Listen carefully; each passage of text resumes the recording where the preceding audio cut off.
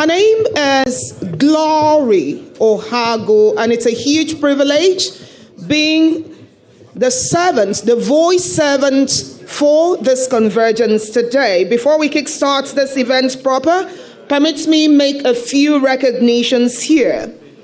Here in our midst, on the table of responsibility, we have Mr. Aliu Ahmed, the Permanent Secretary, Finance, Budget and National Planning.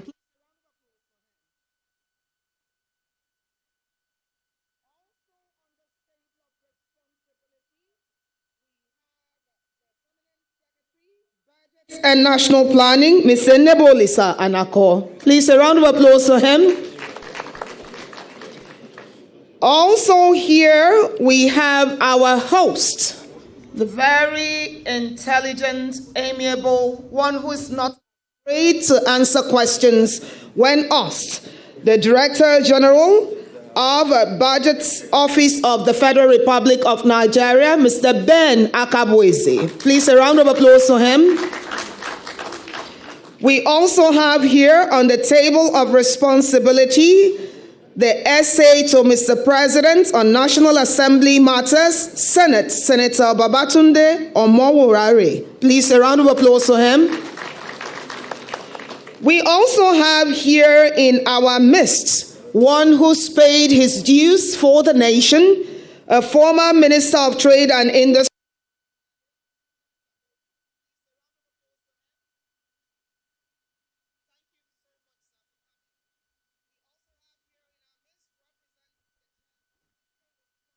Commission, Mr. Mohammed Zailani. Mr. Mohammed Zailani. We also have here the Commissioner for Insurance, here represented by Sabiu Bello Abubakar, Deputy Commissioner for Insurance. As the names come and as they come to me, we will be making more recognitions. But wherever you are, please could you turn to your neighbor to the left? If you have none to the left, turn to the right and say, Happy New Year. It's going to be a great year. Please do that with a smile because it's going to be a great year. We also have here joining us virtually because Nigeria has now moved to on-site and virtual representation and interactions. We have a lot of people online who are going to be joining in the discourse and, of course, the interrogation. Could we wave from on-site and tell them we see you? Just wave. Tell them we see you. We see you and we love you. Thanks for joining us online. We will be joining you too when we get to the point where we interrogate the presentation that will be made today. In the meantime, remember to give a warm smile, a hand of welcome, and if you can, a hug to your neighbor, because we will survive and build this country together. Angels will not come down to do it. And just in case you don't know your neighbor, this is just the right time to get to know your neighbor because you never can tell what your neighbor can do for you in the year 2023. We are no longer islands. We are a cooperative society. So let's build Nigeria together. A round of applause for yourselves again. Thank you.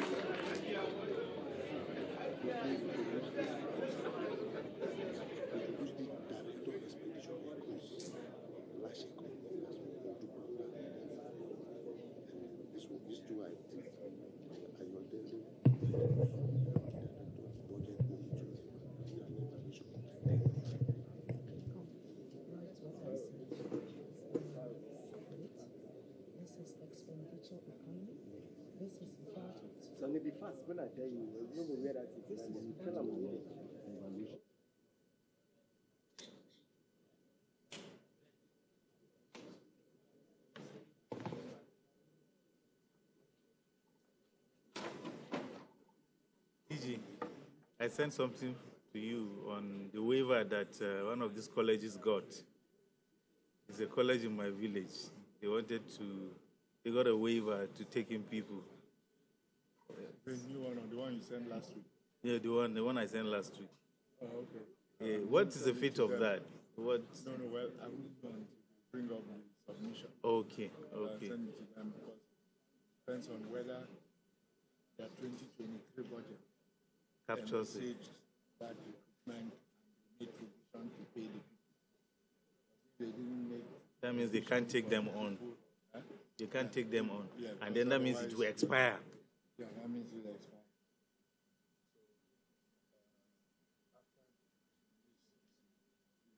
So I can follow up. Okay. Okay. All right. I don't know, head of waited Yeah. late. No, it should be before the preparation of the budget. Large number of. Remember, I told you that it is a cooperative society.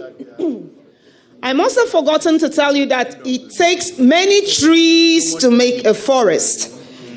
The Director General has able lieutenants who assist him to make the critical decisions that they need to make to move our budgetary course forward.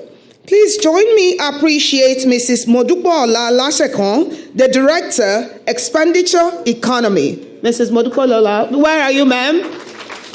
Thank you very much for what you bring on board. We also have here in our midst Mr. Fabian Ogbu, Director, Expenditure Social. Please, Mr. Fabian, could you wave? Thank you for what you bring on board. We also have Mr. Ayodele Ajibosu, Director, Budget, Monetary and Evaluation. Please, a round of applause for him. So I really like your red cap. You're looking like a wise man from the East. Thank you so very much. We also have here in our midst Malam Ishaku Sani, the head of administration. Malam Ishaku, you're welcome, Sanusa. We also have the head of accounts, Mr. Seth Anzako. Mr. Seth Anzako, you're welcome, sir. These are the able lieutenants who assist the DG to ensure that we have a seamless budget in Nigeria. Please, a round of applause for them again. More recognitions as the names come.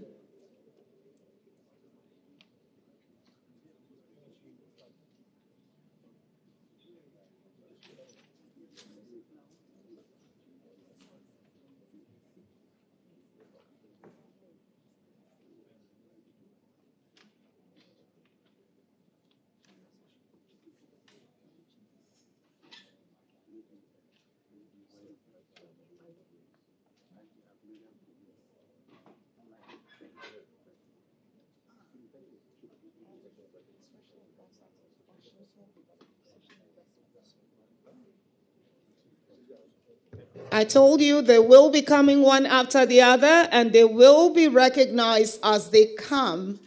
Please join me welcome the very amiable, beautiful, and intelligent Hajia Mariam Uwais, essay to the President on Social Investment.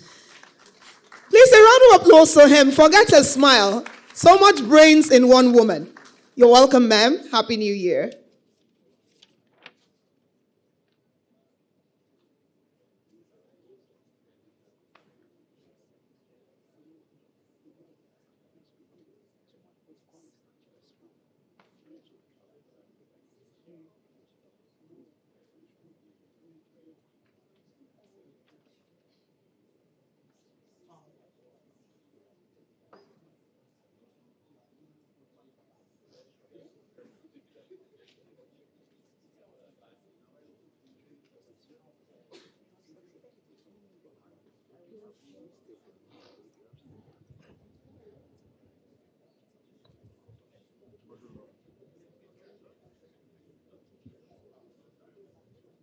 Well done.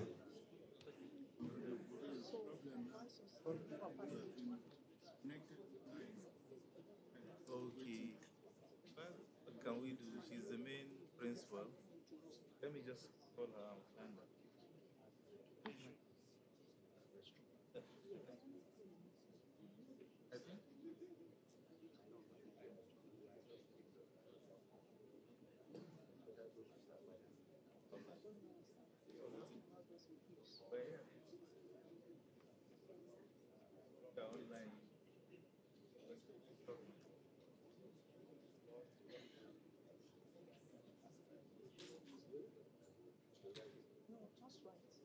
just tell me to look at you. And once I step up, whatever you ask me to correct, I will correct it next set. That's what she's saying. That when I'm talking, I will you honor. You come to the good because you're trying to help us. So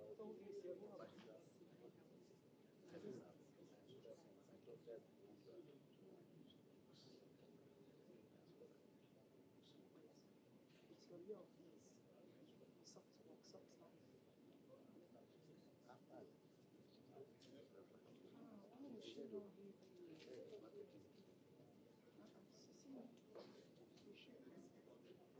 You know your people. So who's now on? You are on this one. I am. I know, but you are the team face. Please, you have to.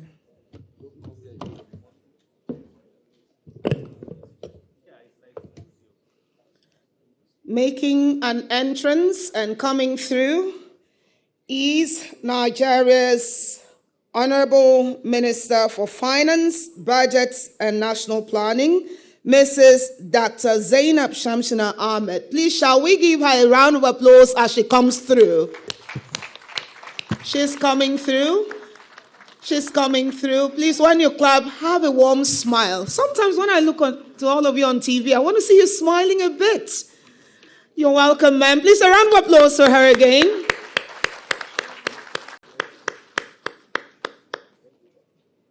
Thank you, ma'am. You're welcome, and Happy New Year to you, ma'am.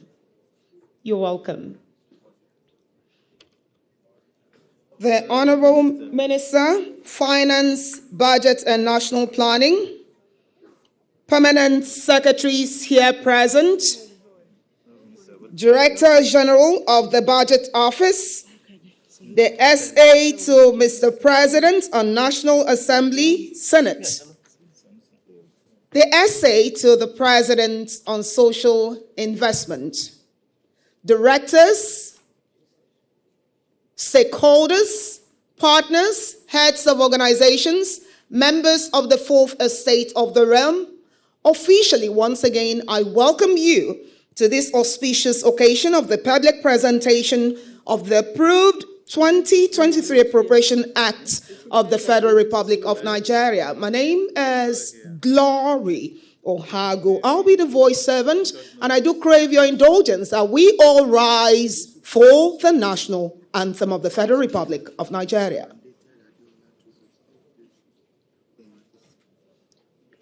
We shall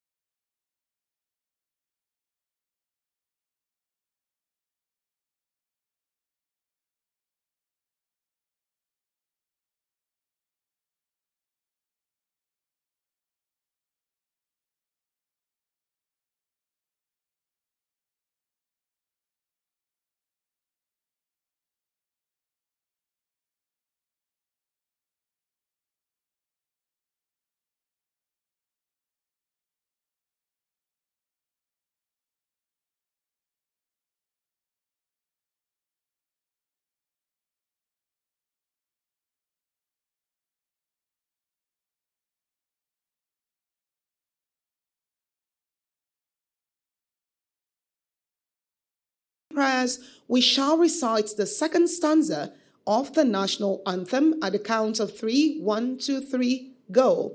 O God of creation, direct our noble course, guide our leaders right, help our youth the truth to know, in love and honesty to grow, and living just and true. Great lofty heights attain to build a nation where peace and justice reign. Expunge the child, officially been expunged. Shall we take the last line again? Where peace and justice reign. And friends and lovers of Nigeria shall say amen and amen. Shall we all have our seats? Thank you so very much.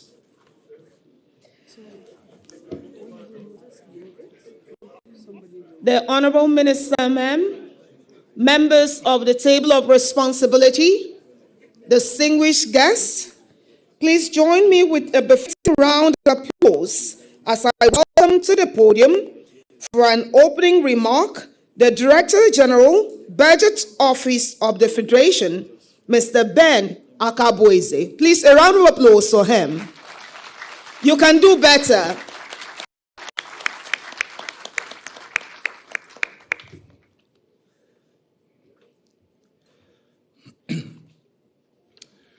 Honourable Minister of Finance, Budget and Planning, Permanent Secretaries, Finance, and also Budget and National Planning, the Senior Special Assistant to His Excellency, Mr. President, National Assembly, Senate, Distinguished Senator Momo Warare.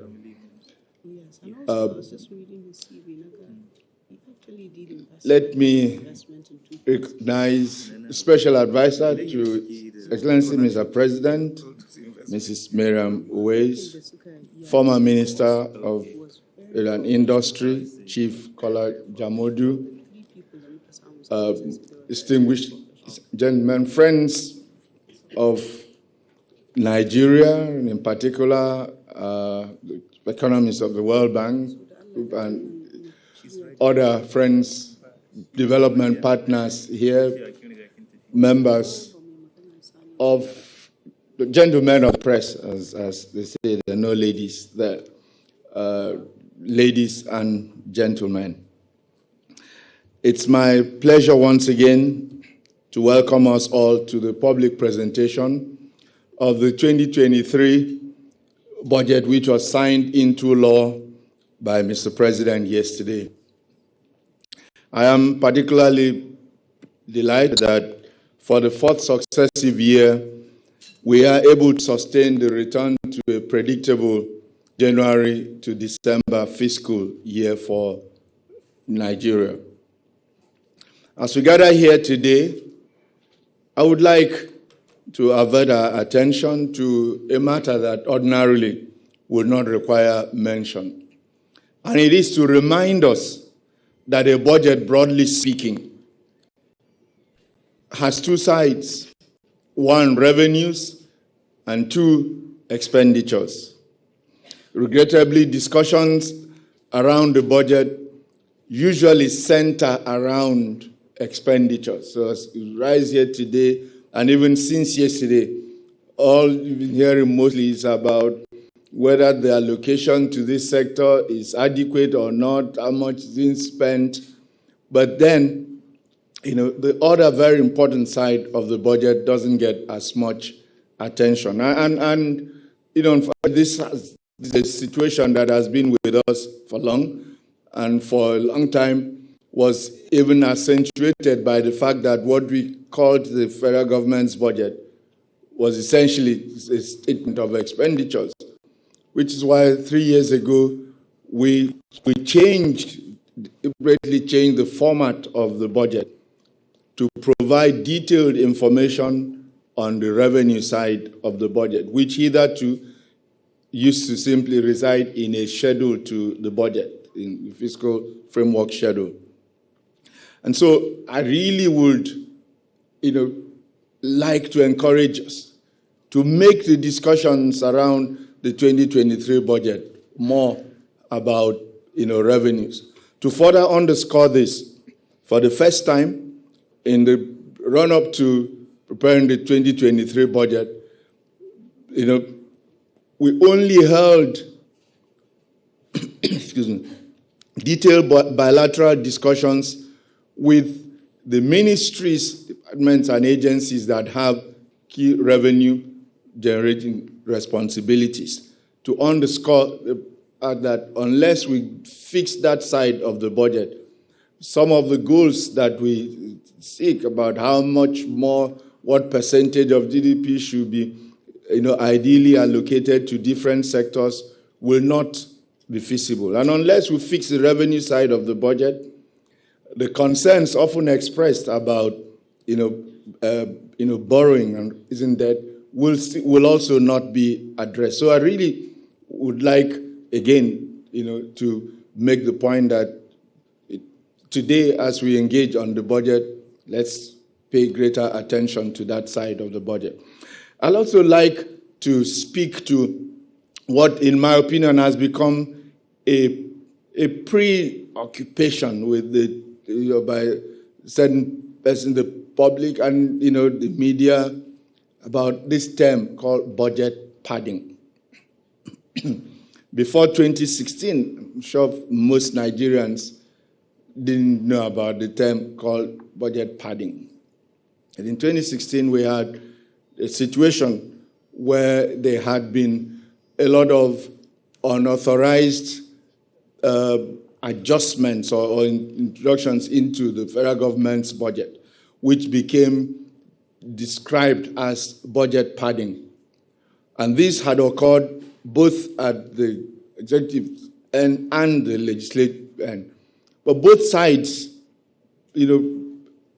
determined to address this matter.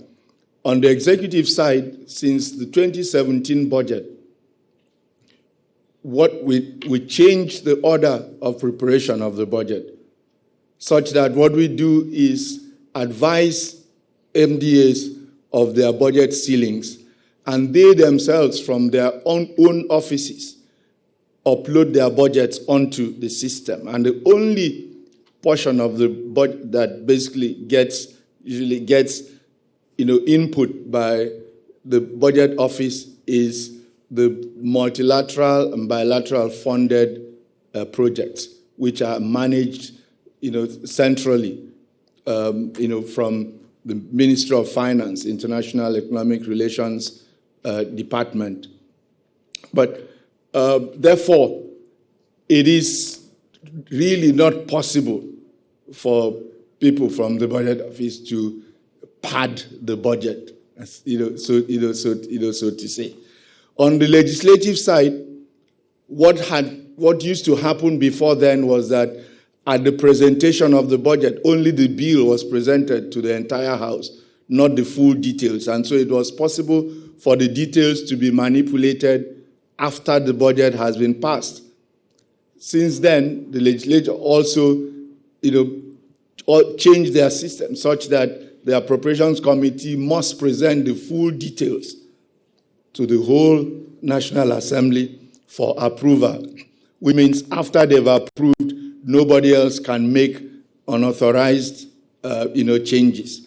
So, but we have remained preoccupied with this, and even yesterday, I saw one ordinarily respected newspaper had an editorial and a hasty editorial where they called out the executive and legislature for failing to keep to the January to December budget cycle on the same day that the budget was signed and came into operation. But in that also, they went still talking about the same story that has been addressed about padding and clarified. So I hope that as the National Assembly has argued that in the exercise of their legislative authority, has allowed them, the Constitution, that the changes they make to the budget cannot be termed budget padding.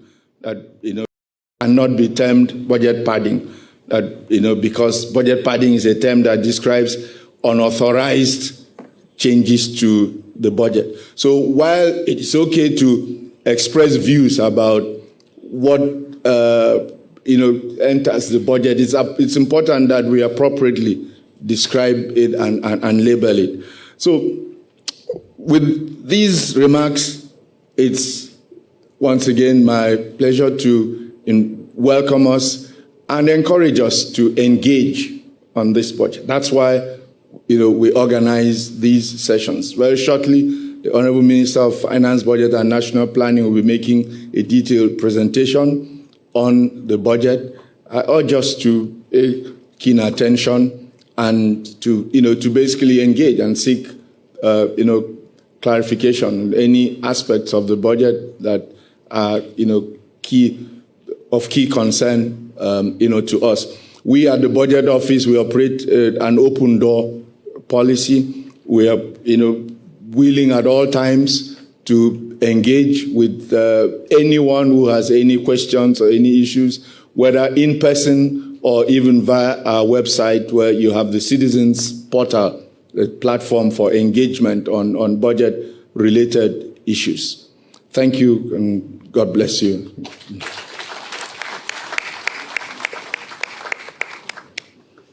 A round of applause for him, please.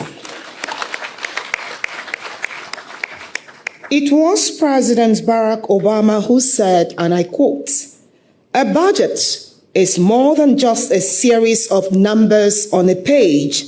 It is an embodiment of our collective values." End of quote.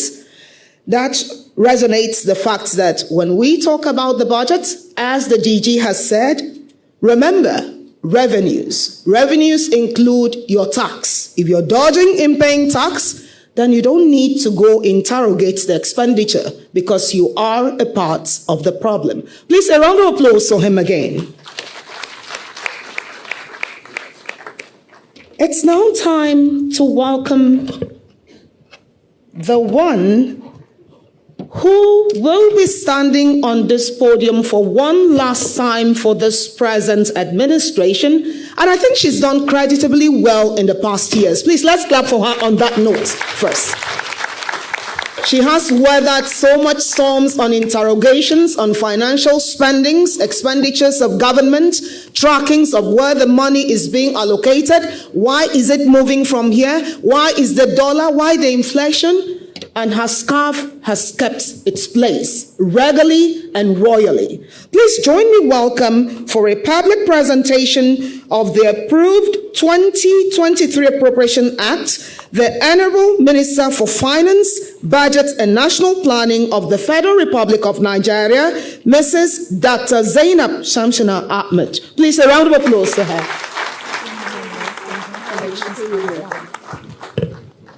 Good morning, distinguished guests, ladies and gentlemen. Happy New Year to everyone. Let me specially recognize the two permanent secretaries in the Ministry of Finance, Budget and National Planning, and also the senior special advisor to the President on National Assembly Matters Senate. I need a hand here. Some of these mics are moving around. Yeah, okay. And also the very hardworking DG Budget of the Federation, who reminded us that this is the fourth time we're delivering a budget on time. But also, let me add to that, that for me and for this administration, this is the 8th budget we're doing. And it is, for me, also the final budget that I'll have the honor and the privilege to present. Thank you. Yesterday, His Excellency, the President, presented the budget, signed the budget, and also signed a supplementary budget. Mr. President was supposed to sign the finance bill as well as the budget, but the finance bill review was not ready. Usually when a law is passed, Mr. President sends the law to relevant government agencies to review and advise. And so the advices did not all come in, and therefore he will be signing the finance bill in the next couple of days. But it was passed by the National Assembly on the 31st of December, on the 30th of December, along with the supplementary budget as well as the 2023 budget.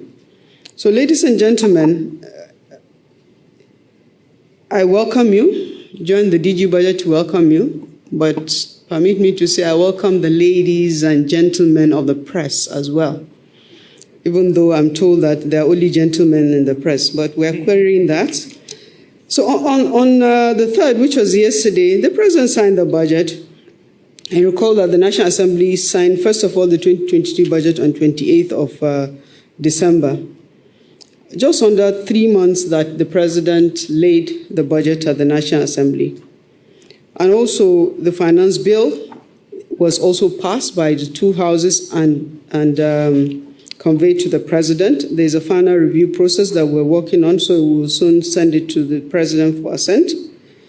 The principal thrust of the 2023 budget appropriation, Christine, the budget of fiscal consolidation and transition, is to maintain fiscal viability and ensure smooth transition to the incoming administration. So this is a budget of fiscal consolidation and transition. This budget, like all budgets we've done, was also set against the background of continuous global and domestic challenges sparkled by a multiplicity of crises, most of which we are all very familiar with, including, of course, the Russia-Ukraine war that is not abating, the resurgence of the COVID-19 pandemic in some economies, elevated inflation across the world, and also negative impact of insecurity in some parts of the domestic environment. The Nigerian economy, despite all of these challenges, has continued to sustain its recovery from recession. As at the last quarter, we had recorded the 8th consecutive quarter of growth. The GDP grew by 2.25% year-on-year in real terms in the third quarter of 2022. The decline from 4.03 compared to 2021 Q3 is attributable to these global challenges that we live in today. At slide 7, let me just introduce to the meeting today the broad and diversified economic sectors of the Nigerian economy that have been contributing to the macroeconomic resilience of our economy, and also to just point out that the oil and gas sector contribution as at the third quarter of 2023 was just 5.66%. Again, this is to further emphasize that the Nigerian economy is truly, truly diversified. We can no longer be termed as a mono economy. It is the non-oil sector of the economy that is running this country on non-oil revenues. If you'll have a copy of this, which will be posted on our website, you will see that the agricultural sector has the highest contribution of 23%, followed by the information and communications sector, then trade, manufacturing, then the oil and gas sector. So there are several sectors of the economy that are really growing. Financial services is growing very, very rapidly. But also we've seen very significant growth in the transportation sector. Trade is growing. The sectors that are pulling back the economy is the oil and gas and the mining sector. Ladies and gentlemen, let me just present to you very briefly the performance of the 2022 budget parameters before we move to 2023. The 2022 budget, if you recall, was set at a crude oil price per barrel of crude oil production of 1.6 million barrels per day. As at the end of November, the average production is 1.21 million. I must pause here to say that we have seen production improved from October through to November. November itself, we're told, was near 1.6 million, but what we're reporting here is the average for the year. And we're hopeful that the improvement in production will be sustained and it will continue. The crude oil price that was set in the budget at $73 to the barrel had an average price of $106.76 per barrel, which is higher than what we had budgeted. The exchange rate was set at 410 naira 15 kobo. The actual was higher at 444 naira and 8 kobo. Inflation that we projected to be 16.11% is currently averaging is currently at 21.47%. This is as at November, is 21.47%.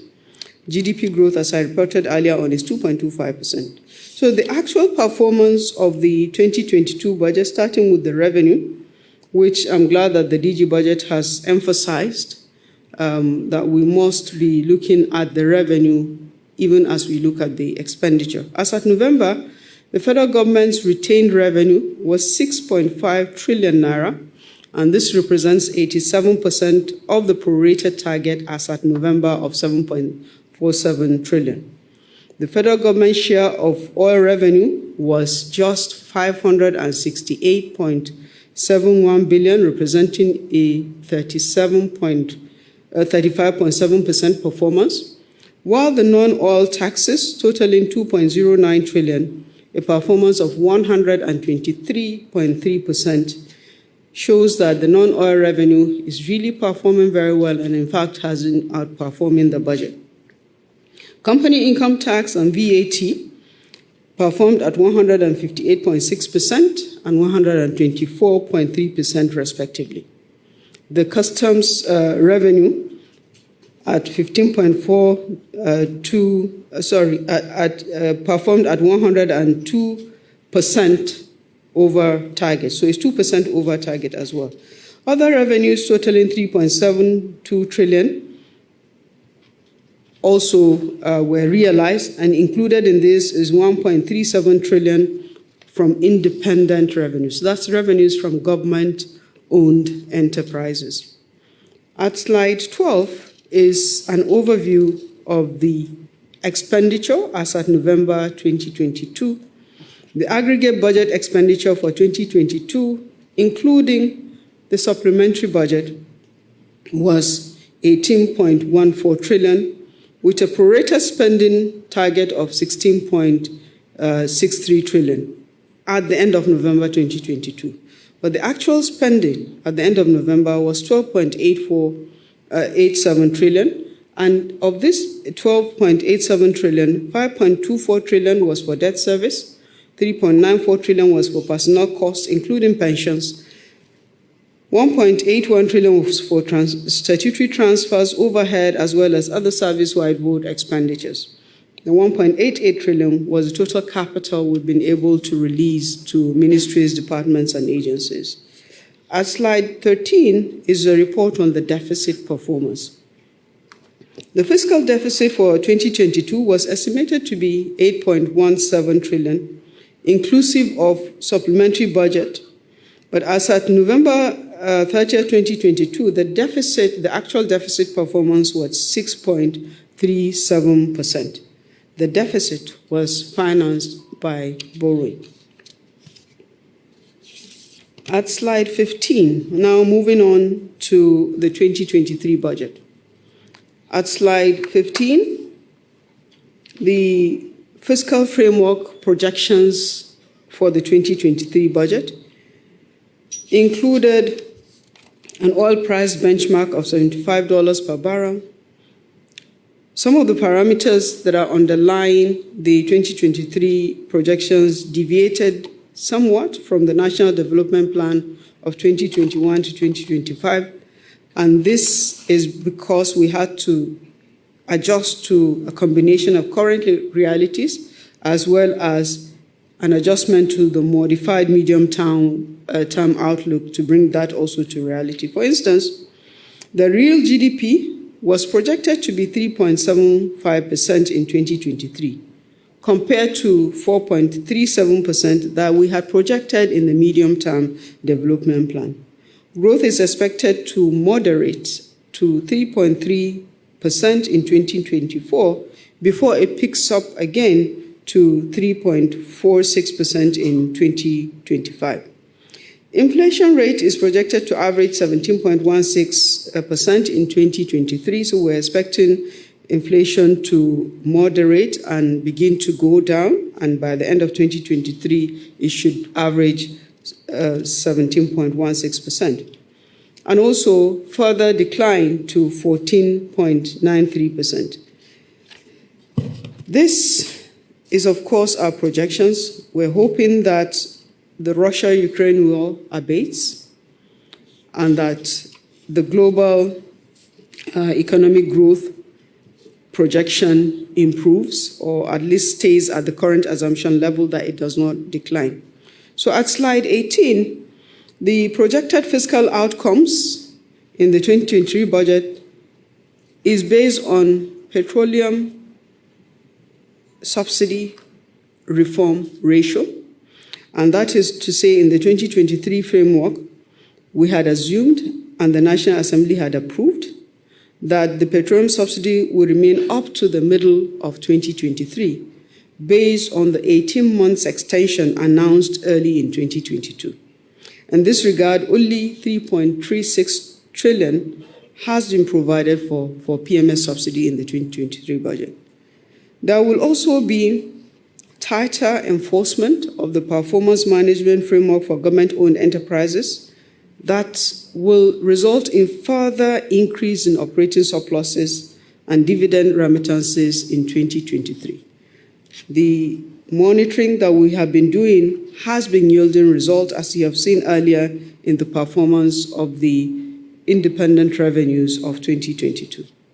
So total revenue available at slide 19 to fund the 2023 FGM budget is estimated at 10.49 trillion naira, and this includes gross revenues of 63 government-owned enterprises totaling 3.87 trillion.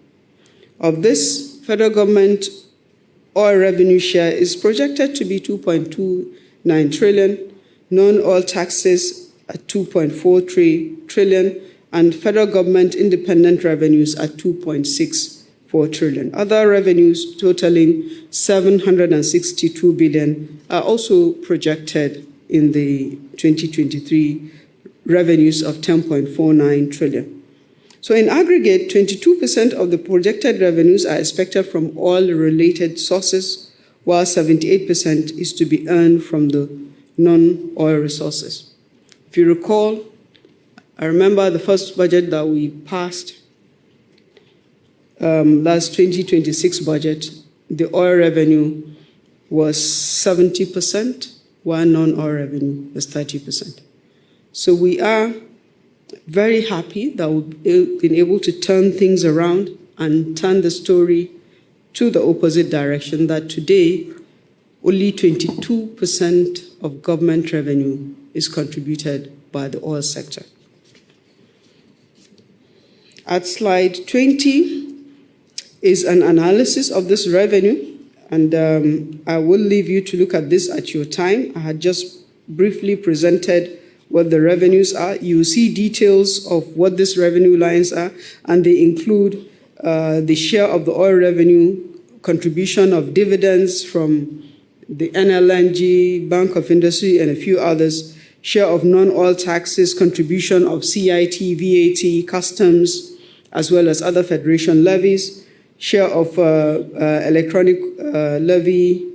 electronic money transfer, which is projected to be 19.088 billion naira in 2023, compared to 29.367 billion naira in 2022. There's also the share of revenues from the government-owned enterprises at 3.8 trillion, and then operating surpluses, that is remittances that we are expecting from the GOEs at 1.47 trillion, independent revenues 2.615 trillion, and several others that are detailed in the report. So at slide 21 is an overview of the 2023 federal government expenditures. The 2023 federal government expenditures, inclusive of government-owned enterprises and project-tied loans, is projected to be 21.83 trillion, which is 20% higher than the amended budget of 2022. The recurrent non-debt spending estimated to be 8.33 trillion, inclusive of 200 billion for the National Social Investment Program.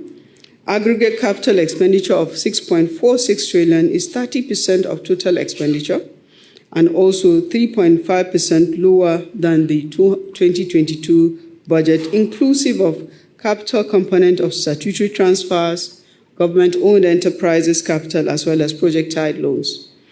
At 6.31 trillion, debt service is 29% of total government expenditure. At 6.31%, debt service is 29% of total government expenditure. This is 71% higher than the estimate for 2022, and it includes interest repayment of 1.2 trillion for the CVN overdraft that is popularly called the Ways and Means. So the details of this expenditure are on slide 22. I invite you to get a copy of this presentation from the website and look at the details. You will see that statutory transfers is 967 billion. Debt service is 6.309 trillion, higher than 3.685 trillion projected in the 2022 budget. There is a sinking fund provision as well as recurrent non-debt expenditure that has increased from 7.108 trillion to 8.32 trillion. And also there is aggregate capital expenditure that has declined from 6.681 trillion to 6.445 trillion. So total expenditure of 21.82 trillion, which is the size of the federal government expenditure budget. At slide 23 is an update, is a report on the fiscal deficit and also our plan for financing the fiscal deficit. So the overall fiscal deficit is 11.34 trillion for 2023, and this represents 5.03% of the GDP. The deficit, the budget deficit is to be financed mainly by borrowings, and this includes 7.04 trillion from domestic sources, 1.76 trillion from foreign sources, and 1.77 trillion from multilateral, bilateral loan drawdowns. And these are loans that have already been acquired and are being implemented. The drawings from the loan projection is 1.77%. Then privatization proceeds of 206.18 billion naira. The gap between revenue and additional financing and total expenditure amounting to 553.46 billion is being expected to be financed by additional revenue from spectrum fees and also from tax from the maritime sector. You recall when the president was presenting the budget yesterday, he did mention that there's a gap of 553 billion that has not been adjusted in the fiscal framework and has directed the ministry to work with the National Assembly to fix that.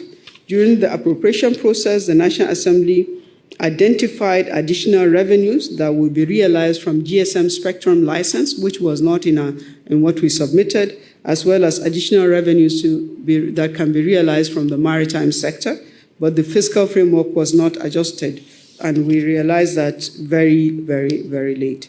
So, ladies and gentlemen, slide 24 is just a picture to show what I had explained earlier in terms of the deficit, and also just to call attention to the fact that the deficit to GDP ratio is 5.03%, which is higher than the 3% as stipulated by the Fiscal Responsibility Act.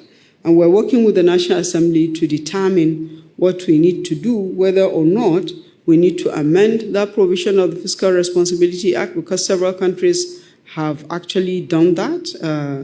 In the times in which we live in today, that 3% is no longer realistic. So we are working with the National Assembly, the possibility of doing just that. So in terms of debt management, again, I'm sure the audience here is familiar with our medium-term debt management strategy, which has some fiscal sustainability measures, including that public debt as a percentage of GDP should not be more than 40%. Domestic and external debt ratio should be 70-30. So at public debt to GDP, we have 22.8%. This is as at 2022, but this has since moved on to 35.33%. Once we, this is as of September, once we adjust to the ways and means that has already been approved to be securitized. So once we bring it in, this will take us to 35.33%. The average tenor of the loans also is still within 10 years, 10.7, 10.28, which is the actual, but we have also progressively worked on improving that so that the minimum tenor is 10 years, but we also have some instruments now that are as long as 30 years. Let me then move us on to slide 27,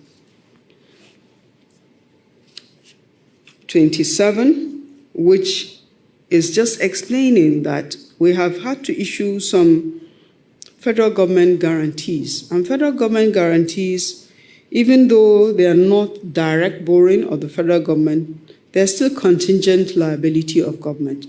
And we take them in to report the size of government deficit. So far, what we have as a percentage of the GDP of federal government guarantees is 2.64% as at November 2022.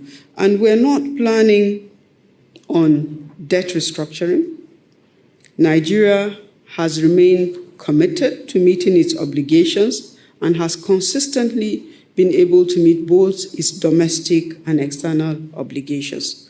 And our projections in the medium term is that this will continue to be so.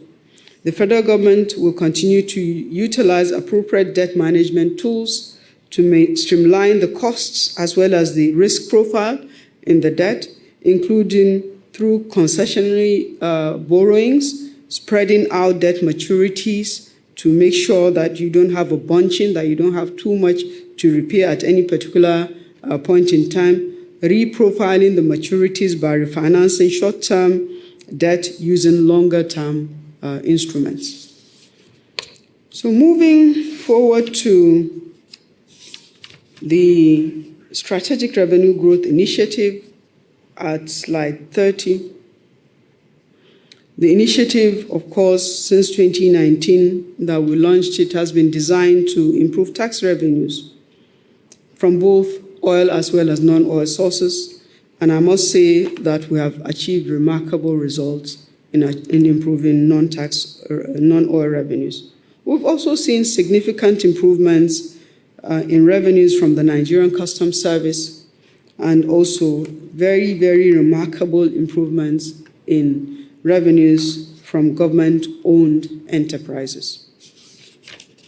At slide 32 is to remind us that this administration, and this is the fourth year, has adopted a practice, if you like, a tradition of finance bills to support the implementation of the annual budget.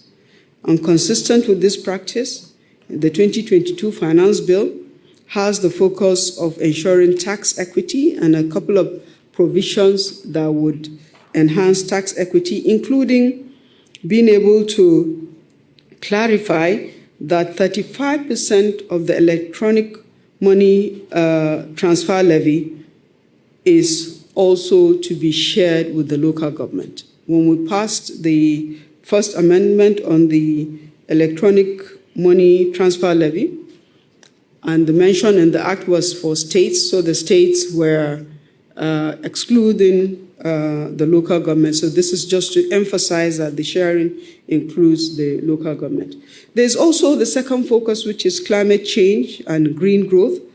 And this is designed for us to complement non-fiscal reforms to reduce greenhouse emissions and also to support the facilitation of domestic and international investments in climate adaptation as well as mitigation, and enhance the opportunities in green growth as well as in job creation.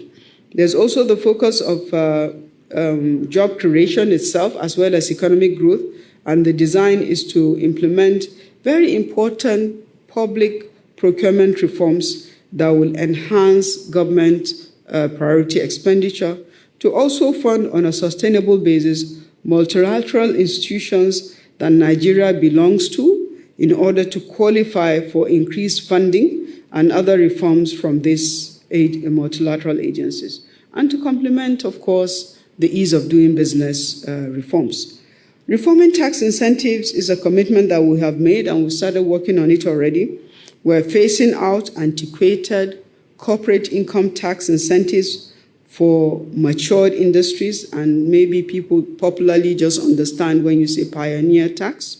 We have pioneer tax provisions that are dated to 1958 or something. So there are some industries from that schedule at that time that were classified as infant, and we're saying they have grown. They need to exit, and we need to bring real infant industries to benefit. Such industries are industries that are now growing in the IT sector that didn't used to exist, that need these opportunities. And we're glad that the startup bill also emphasizes that. So we will be exiting some industries from incentives like pioneer tax, and we are aware that it is not going to be a very popular thing to do, but is a must do for us. As at 2021, the tax expenditure of government was 6 trillion naira. So that is 6 trillion naira revenue foregone in terms of different kind of tax incentives, tax holidays, exemptions of import duties, different kind of waivers. That's revenue that could have remained with government. While we appreciate the need to provide incentives to encourage industry, but we have to create a balance that we're not giving out too much without getting much into the economy in return. So the last focus of the finance bill is the revenue generation and tax administration, an obvious one, of course, combating tax evasion and aggressive tax planning, aligning the Petroleum Industry Act of 2021 with the Petroleum Tax Administration, so that the two taxes are in alignment with each other. So we're not making any changes in the PIA. We're just amending the current tax laws to make sure they align to the provisions in the PIA, the Petroleum Industry Act.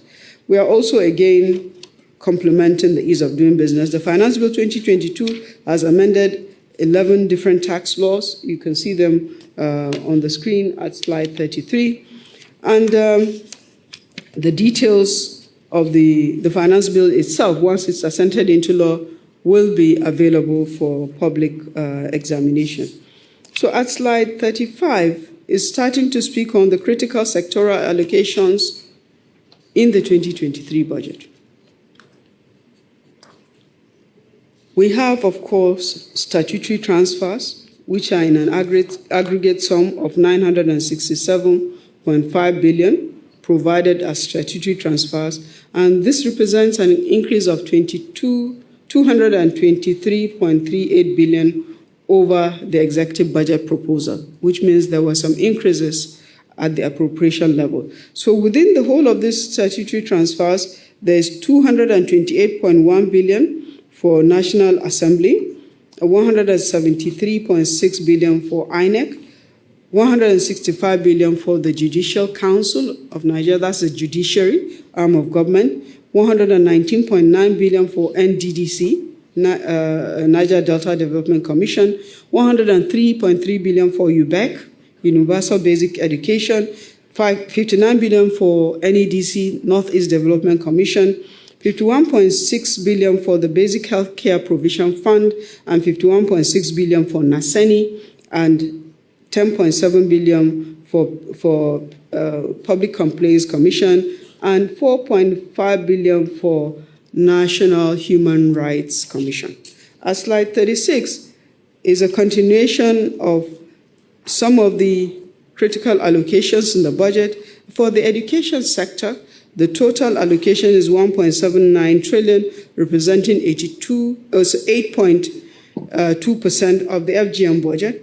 And this includes 972.93 billion for the main ministry itself, both its recurrent and capital, as well as its agencies. Then 103.29 billion for UBEC, 248.27 billion for TET Fund, as well as 470 billion for the provisions that we have made for tertiary education revitalization, as well as salary enhancement. So 1.79 trillion, representing 8.2% for the education sector. For the health sector, on the other hand, the total provision is 1.15 trillion, representing 5.3% of the budget, of the FGN budget. And this includes 102 trillion for the ministry and its agencies, 76.99 billion for Gavi immunization, including counterpart funding for donor-supported programs, as well as Global Fund. There is also a provision of 51.64 billion for that is the statutory transfer for the Basic Healthcare Provision Fund. Other sectors, critical sectors in the 2023 budget, allocations for defense and the security sector, 2.98%, representing 13.4% of the budget. And this amount includes military, police, intelligence, as well as paramilitary agencies, infrastructure agencies, including works and housing, power, transport, water resources, aviation, 1.24 trillion, representing 5.7% of the budget. Social development and poverty reduction programs, 809.32 billion, representing 3.7%. And these amounts are provisions for the social investment program, as well as the poverty reduction programs of government. Ladies and gentlemen, the 2023 budget, again, was prepared amidst very challenging world economy. Like other countries of the world, our economy faces headwinds from these factors, compounded in our case by pockets of domestic security challenges. Fiscal risks globally are elevated following weaker than expected economic performance, as well as structural issues that are adversely impacting our domestic economy. However, interventionists and reflationary measures have significantly moderated the impact of these current challenges. The early passage of the 2023 budget is critical to effective delivery of government's legacy projects, achievements of macro, fiscal, and sectoral objectives, smooth transition program, and effective takeoff of the incoming administration. To achieve these objectives, the Budget Office will intensify our revenue mobilization efforts and intensify current efforts towards the realization of crude oil production as well as export targets. We will continue to augment available resources by accelerating the implementation of public-private partnership initiatives, especially those designed to fast-track the pace of our infrastructure development. However, government remains mindful and committed to the need to provide safety nets to cushion the impact of reform measures on the vulnerable segments of our society.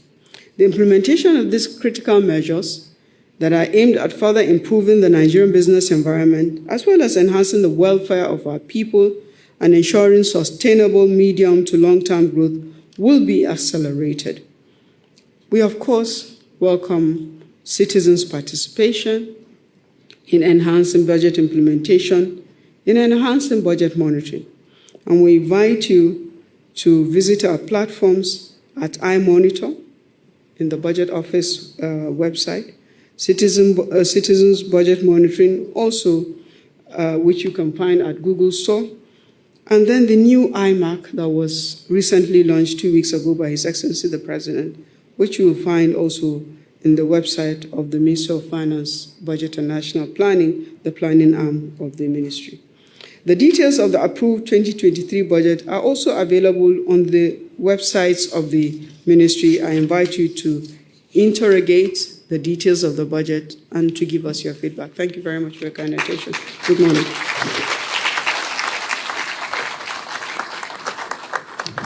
If you know it's not easy to deliver that, you can do better.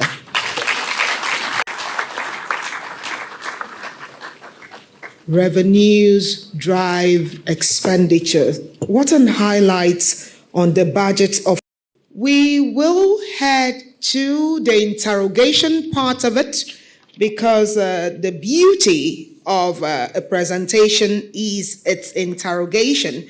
But before then, permit me make a few recognitions from our online participants, virtual participants. We have online Senator Solomon Adeola, the Chairman, Senate Finance Committee. Please a round of applause for him.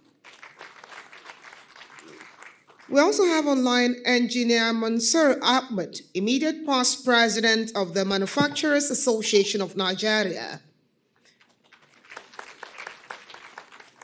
We have Dr. Ayo Teriba, the CEO of Economic Associates. We have Dr. Mark Abani, a foremost tax practitioner and advocate. Tax. We have Dr. Muda Yusuf, the CEO of CPPE and past DG of Lagos Chamber of Commerce and Industry. We have Dr. Chinyere Almona, the current DG of the Lagos Chamber of Commerce and Industry. We have the Permanent Secretary Finance of the Borno State Government in Northeast Nigeria. We also have Mrs. Folake Shoeton, the Managing Director, Ikeja Electricity Distribution Company. And since it's going to be a budget of fiscal consolidation and transition, we have the Director of Revenue and Fiscal Policy, Budget Office of the Federation here, Mrs. Hafsatu Momoni. You're welcome, ma'am, and Happy New Year. Well, it's time to interrogate it.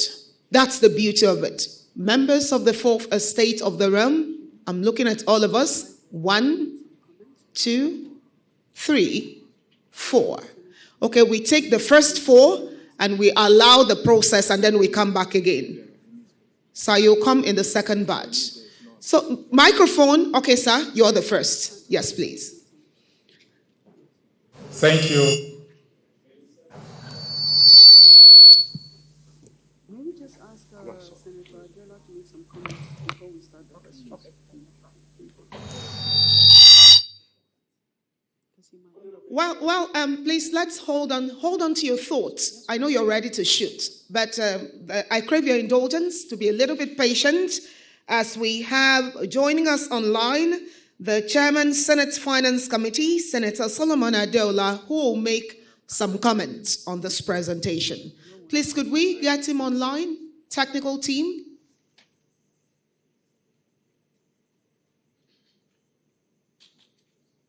If he's not ready, we can continue and come back to him. If we are not able to get him, at least he knows. We take the questions and come back to him. If he is online and he can be linked, if the connectivity, Honorable Minister Ma, it would seem he would come later. Oh, he's ready? Yes. Okay, so he's ready, please. Technical team.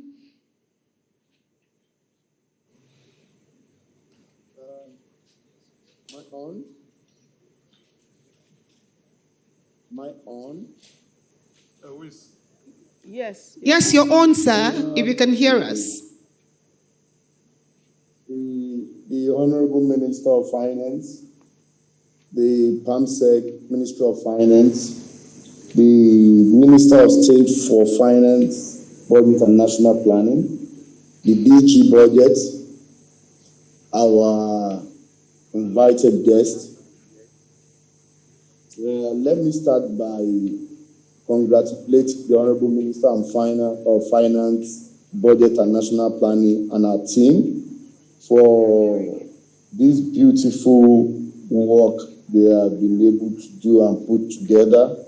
And let me say that I adopt all the submission of the Honorable Minister of Finance from the performance of the 2022 budget to the preparation and the passage and the signing into law of 2028 budget, and all the brief about the finance bill that have been passed by the National Assembly. And I will dwell much into the revenue side of this budget in terms of the performance of the budget in 2022. As you can see from the submission of the Honorable Minister, for the first time, we are seeing our economy being diversified in the real sense of it, as only 22% of the government revenue contribution coming from the oil revenues, while the larger portion of revenue this time around is coming from the non-oil revenue taxes, which is a clear sign that we're really going towards the diversification of our economy and playing less reliance on the oil sector. Now, for the 2023 budget, which has been reeled out, all the figures in terms of the expenditure and the total amount that was passed by the National Assembly. While there was an increase from the original budget submitted by the federal government, was that along the line, while consideration for this year's budget was going on, we discovered new sources of revenue to the government, which, as alluded to by the Honorable Minister of Finance, was not discovered as at the time of preparation of this year's budget. And also, looking at the performance of the oil prices in the market, we also decided to move from the $70, which was presented to us, to $75 per barrel. And the sale of spectrum by the Nigerian Communications Commission, which also comes to a total revenue of about 273 billion naira, was also added. And the tax exposure, which we also discovered at the maritime sector for vessels that are lifting Nigerian crude abroad, which are registered company, and at no point, most of them are not even paying taxes. This was equally discovered, and that comes to about another 700 billion naira, out of which government will collect, federal government will collect its own share of 52%. And also the government-owned enterprises. We discovered that, as the Honorable Minister has said, that there are a lot of monitoring that is going into this, and which has also raised the bar when you look at the performance of our 2022 budget. We have also been working from our own end, that is the National Assembly, to ensure that we partner with the federal government in that ensuring that all revenue accruing to the government gets into the purse of the government without leaving any stone unturned. And I believe to a large extent that is yielding fruit, and we hope to still work so closely with all the agencies of the government that are yet to fully comply with the remittances of government revenue into the coffers of the government. And we are not doing this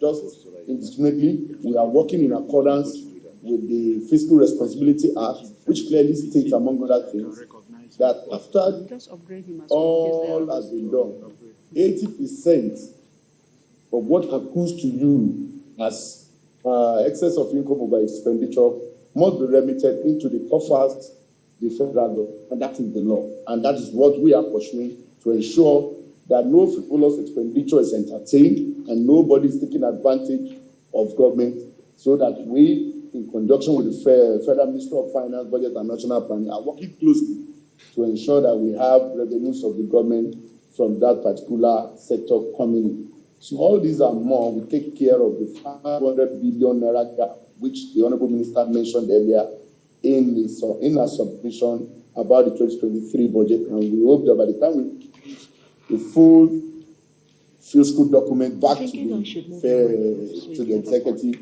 All of it will have been adequately covered, and if you show that there is no gap that will give room for any additional deficit coming on board. On the issue of the finance bill has been passed, as the Honourable Minister has said. The 12th section of our law has been attended to, and I want to believe that most of these, we organize a public hearing from our own end at the National Assembly so that everybody can participate. And most of these laws that are being amended is in accordance with global best practices and to ensure that we are not left behind in the scheme of things as a nation. And we also try as much as possible to ensure that those controversials among these bills that are being proposed are stepped down and removed from the bill so that we can have a bill that is all encompassing and that will take care of the needs of the government. And as you're all aware, finance bills are always it's a document that comes with the budget so that it will also have a role to play in the budget by looking at areas of the laws that have been obsolete and that needs to be attended to. So I believe that by the time the finance bill is passed, I will sign it to glossary by the president, and the minister will do a public presentation of it. It will give you an idea of what all of these that have been passed, amendments being done by us, it's all about. And once again, on behalf of the National Assembly, let me thank the Honourable Ministers and our participants for giving me this opportunity to address this August gathering. Thank you and God bless you. A round of applause for the Chairman, Senate Finance Committee, Senator Solomon Adeola. Thank you very much, sir, for your insightful contribution. We'll now go back to the questions from the members of the press. Sir, you can continue now. Thank you, Honourable Minister. My name is Ima Uja, I work for Vanguard. Sir, please, before you continue, please, we shall keep the questions to the context of the discourse for today. Please keep it short and simple and give way for others. Thank you. Going by the performance of the 2022 budget given to us, if my figure is correct, you got 568 billion naira from oil revenue up to November. And your projection for this year, oil revenue is put at 2.29 trillion. My question is, given these two figures, how realistic do you think that your projection is? Then, in addition to it, you had told us earlier that the ministry officials and NNPC were meeting to take a look at the issues surrounding the subsidy payment and revenue from oil, because it created a lot of public outcry. When NNPC said they could no longer put any money into the free account because of the subsidy. Could you give us an outcome of that reconciliation? Thank you very much. That's the first question. You go to the lady in black, and thereafter the lady in green. And then the lady with the lemon behind. Okay, was it you, Ajay? Not her? Which of the two of you? It was the one in lemon. The second batch will come to you, please. Thank you. Good morning, ma'am. My name is Leah Katung-Babatunde from the Nigerian Television Authority. Ima Uja has taken part of my first question, so I'm going to skip it. The second question is about the stamp duties. Can you, for the records, let us know its place in the 2023 budget? And also, I observed that in the breakdown, we're having the heavy takers from the budget have the large chunk of their spending on taking care of salaries particularly. So I'm wondering, will this be accommodating the issue of outstanding salary arrears in some MDAs? Thank you. Sarah Ifin from Channels TV. I'm worried about the recent projection by the IMF stating that 2023 would be a tough year for the global economy. What will Nigeria be doing differently to address this forecast by the IMF? Thank you. The lady in lemon. Thank you. Okay. Good morning, Honorable Minister and officials here. My name is Onyema Chukwu. I report for Business Day. Mine is on the planned securitization of CBN ways and means advances, to the federal government. Now we are saying, will I call it back and forth between the executive and lawmakers? The president has urged them to approve, and they are insisting they will have to do the normal checks. Just wondering whether there's some kind of plan B in case, for some reason, that plan doesn't come through, the National Assembly doesn't endorse that plan. Is there any plan B to handle that huge loan by the CBN to government? Thank you.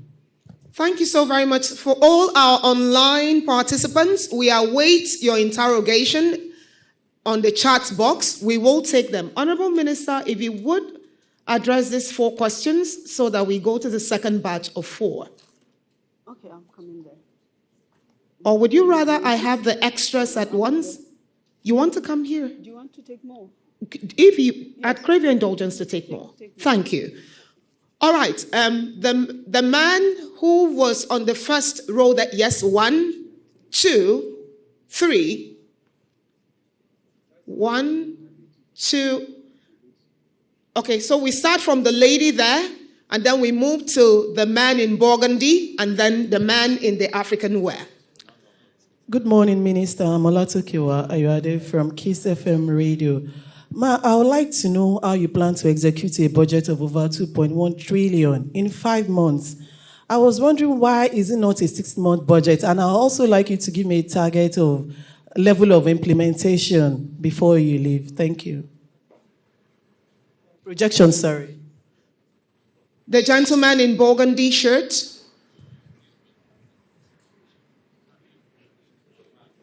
Yes, him. Thank you. Thank you very much. She's coming here. Okay, Honorable Minister, Happy New Year. I'm interested in going. Oh, what's My that? name is Basi. Who's that? Where's that coming from? Okay, sorry, I didn't know it was you. I didn't hear your voice quite well. Sorry, it's you. You have the floor. Okay. With me? Could you add the extra microphone, the mobile mic? Okay. Okay. My name is Basi Udo. I work for Media TrackNet Nigeria. My interest, Honorable Minister, has to do with the debt profile of Nigeria. By September, the Debt Management Office said the debt situation has climbed up to over 44 trillion. And now there is this other issue of pending ways and means that one of my colleagues mentioned that is yet to be approved or securitized approved by the presidency. I want to know, at the time that this administration would exit government, how much debt are we likely to have to contend with? Thank you. We'll now move to the gentleman in burgundy. Elder Statesman Sabasi. Happy New Year, sir. The burgundy, yes, him. Thank you. Thank you very much. Honorable Minister, my name is Mark Sibo. I report for Leadership Newspapers. I want to pick some details from the budget, especially from the Ministry of Works. I see that Ministry of Works will be spending some monies on different monies for the same reasons. For instance, they talk about monitoring. They said that they will be spending 7.6 million naira for monitoring and evaluation of capital projects. That's for works. Then there's another provision for 4 million naira for Ministry of Housing. And then there's another one, specialized assessment and mandatory capital budget monitoring. That's 218 million. And then there's another 100 million naira for inspection of projects under. So the list just goes on and on. I want to ask the DG budget if that is captured under his eyes. Thank you. Beside him, the last man that, thank you. Yes, I'll call you to answer some of the questions. Good morning, Honorable Minister. Good morning, table. I am Benjamin Muteme with Blueprint Newspapers. Yes, I'm a little bit worried. And, okay, I shouldn't worry. Yeah. Okay, my concern is that, the president said that they will be borrowing to fund the supplementary budget. And again now, while your presentation, you said that we'll be borrowing for next year will be higher by 71%. And I was just wondering, now this budget has been ascended to. The last one is still running. No, please, I need you to educate me. What is the implication of this on the economy and the entire economy? Thank you. Okay, we will allow the Honorable Minister respond to these questions. And please, the year is in its 4th day. Don't worry, be happy. Honorable Minister, ma'am, the podium is yours.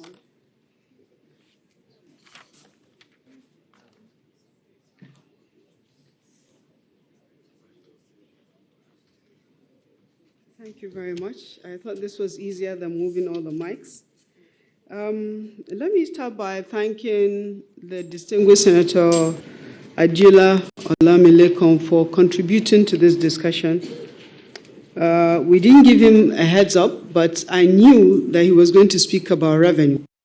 And I know that he would be speaking about what they did to add revenues to the budget. It was just to emphasize again that the budget is not just about expenditure, it's a combination of expenditure as well as revenue. And also that the appropriation process, as provided for by the Constitution, enables the Parliament to make adjustments to both revenue as well as expenditure. So thank you very much, Chairman Finance Committee, for that contribution. And let me also welcome the various participants online. I saw a total of 605 people online, including some very high profile professionals that have joined the meeting. Thank you very much, everyone, for being here today. So let me move on to the first question by Mr. Imam from Vanguard. He said that on the performance of the 2022 budget, we had reported 568 billion by November as a performance of the oil and gas sector, and yet we're projecting 2.29 trillion as oil and gas sector performance in 2023. Let me start by saying that this 2.29 trillion, again, is 22% of the projected revenue for 2023. And also, during my presentation, I had reported that the National Oil Company, NNPC Limited, had reported that by October and by November, they had reached 1.6 million barrels per day. There's a lot of measures that have been taken by the federal and the state governments to ensure that production has picked up, and production has picked up. And our hope, of course, is we have to plan on this sustained production. So if the production is sustained even at that minimum 1.6, we will be able to reach this revenue. And remember, we're also going to be exiting for subsidy by the middle of the year. So it will mean more revenue accruing to the Federation. Subsidy cost is a cost to the Federation. It eats up into the oil and gas revenue. So yes, we prepared this on the optimistic side, being assured that the security and the production will be sustained. And if it is sustained, these revenues are realizable. In fact, they are on the conservative side, because we always try to be conservative. And we have been reconciling with the National Oil Company, the NNPC, on oil subsidy, and this is done on a monthly basis. They report on what is the cost. Unlike before, NNPC is not remitting revenue to the Federation. So now what we're doing is they're sending us invoices. so that we see what the cost is, and we're supposed to agree how to pay them on a subsequent basis. But there's a larger reconciliation process. For many years, in the books of the Federation account, the NMPC has a very significant liability. So there's a wider reconciliation process going on beyond the monthly reconciliation that is just focused on subsidies and cost of production for that specific month. And at the end of the reconciliation, there will be a decision as to who is owing who, and then a settlement arrangement is made between the NMPC Limited and the Federation, not just the federal government. So second question was from Leah from NTA. She said, any place in the 2023 budget for stamp duties? We have in the 2023 budget is the electronic money transfer levy. It's not stamp duties. It has ceased to be referred to as stamp duties since 2 last budget cycles. And this is levies the 50 naira that is charged by a bank for any financial transaction that takes place within the banking system. And yes, there's a provision. I think in my details I announced something like DG Budget can confirm something like 19.6 or 19.9. 19. That is what will come to the federal government. And remember, the federal government component is just 15%. That is what comes to the federal government. 85% is to the states and the local government. So maybe we can work out what the total will be and announce that DG budget subsequently. Sarah from Channels also asked that IMF said 2023 will be difficult. Yes, it is going to be a difficult year because it's still a year that is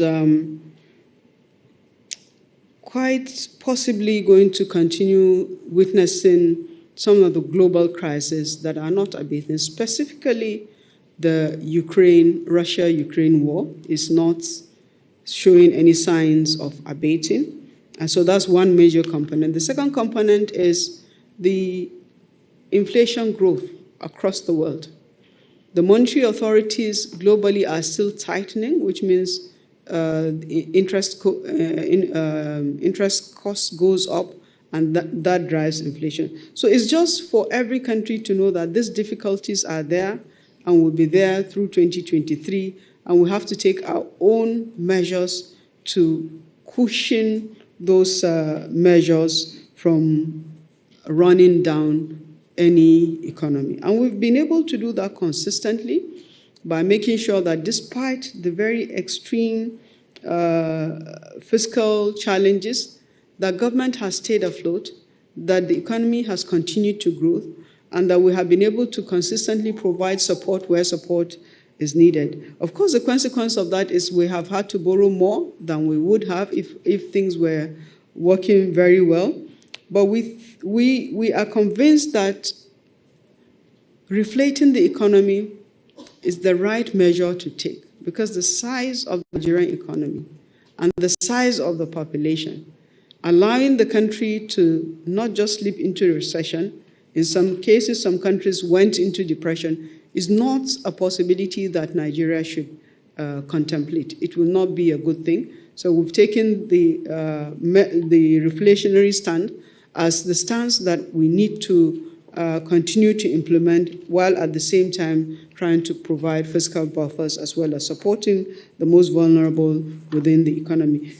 Question number 4 was from Onyechukwu this day on the CBN Ways and Means. We sent the CBN Ways and Means request, to be honest, on the 27th, and the Assembly read it on the 28th, first reading on the 29th. It's a very important request that the President has sent to the National Assembly.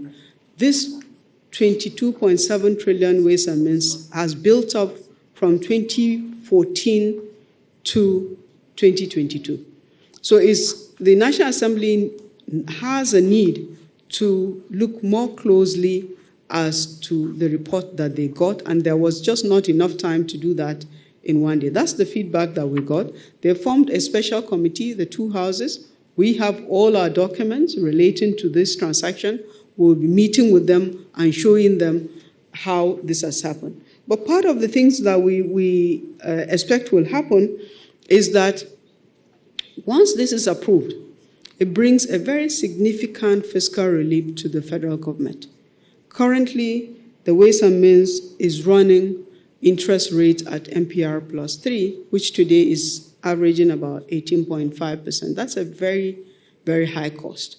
So if this is not approved, we will end up with interest rates accruing again and adding to the Ways and Means anything from 1.8 trillion to about 2.2 trillion. So that will be the consequence. I'm sure also the Parliament understand and appreciate that. So once that approval is given, we'll benefit from a lower interest cost of 9%, we'll benefit from a stretched negotiated plan that we have made of 40 years with a 3-year moratorium. That will provide very significant fiscal relief to the federal government. And the President has urged the National Assembly to pass this, but has also urged them to do their usual legislative work, so that even if it is passed and assented to by the President, it does not mean that the details of how it was built up cannot be checked or investigated, and we are ready for that review process. At question number 5, Mr. Ola from Olatekunwa, I hope I haven't spelled your name, apologies, on the how we plan to spend 21.53 trillion in 5 months. I don't understand. This is 2023 budget. It's for the fiscal year January to December 2023. Yes, there will be a transition, there will be a new government, but government is a continuum. When the President came into power, he inherited a budget that we continued to implement. We didn't change anything. In fact, if anything, the President directed that we should carefully review all ongoing projects and prioritize the completion of ongoing projects that will have impact on the people. If you recall, most of the projects that were initially completed were started by previous administrations but continued by this administration. So we hope that whichever government comes will have the same priorities, that we must protect the security and the welfare of the people, that we must make adequate provision for healthcare, for education, we must make provision for the social protection of our people, and we must continue to build ongoing critical infrastructure such as roads, rail lines, seaports, airports that are necessary to enhance the business environment and also enhance the livelihoods of our people. So there is nothing strange in the priorities that our government has set that will not be difficult for any subsequent government to pick up and continue the implementation of the 2023 budget. And remember, the law allows also for a budget to be amended. So in the event that a new administration comes and thinks they want to, and decide they want to make an adjustment to the budget, they will have to go and make an adjustment because this is a law of the land that is in place. So they have to go back to the Parliament and do their reviews and make appropriate adjustments to the 2023 budget. Again, Mr. Basi Udo, his question is about the debt profile. The Debt Management Office, on a quarterly basis, consistently reports on debt, and I have the DG DMO online. I'll invite her subsequently to respond to the question that you have raised. Mr. Mark Sibo from Leadership raised a question on the Federal Ministry of Works and Housing, some expenditure that you say appear to be the same in several budget lines. DG Budget will address that.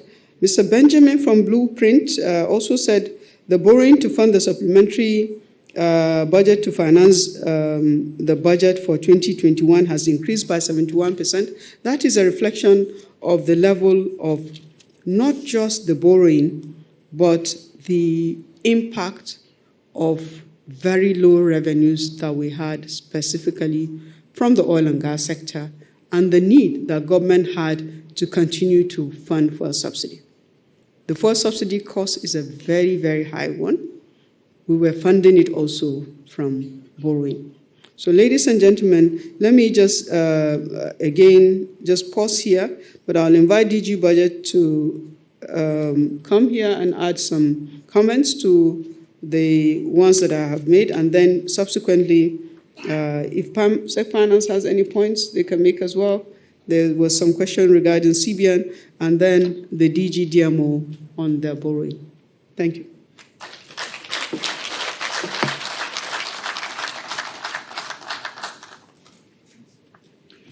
Thank you, Honorable Minister.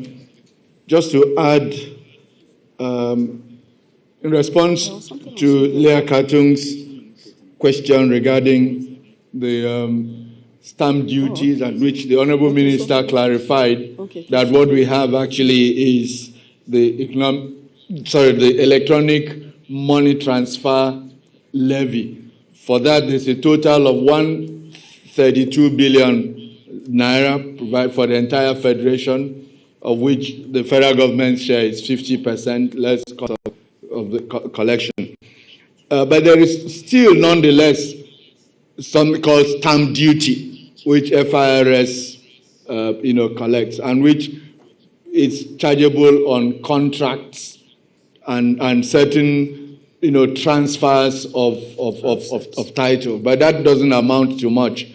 For those of you who do business with the federal government, you know that there's a 1% stamp duty that you're required to pay on contracts.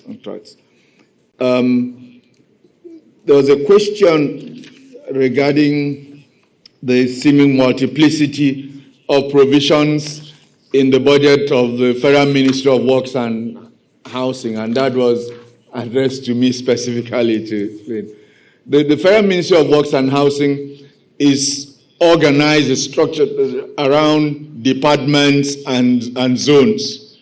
And, so they tend to prefer to keep their M&E budgets for each zone, for each department, distinct.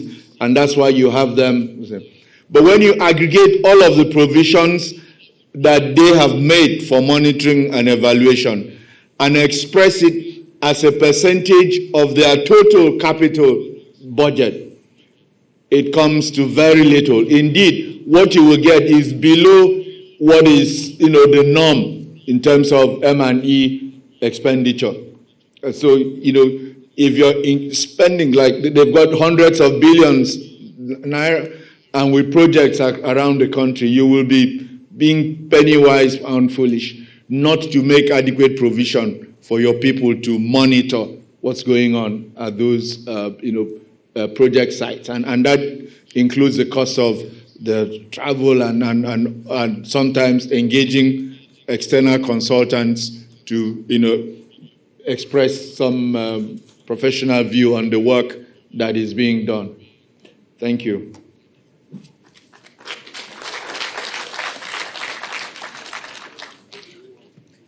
A round of applause to our Honorable Minister and our DG. We have two questions from online.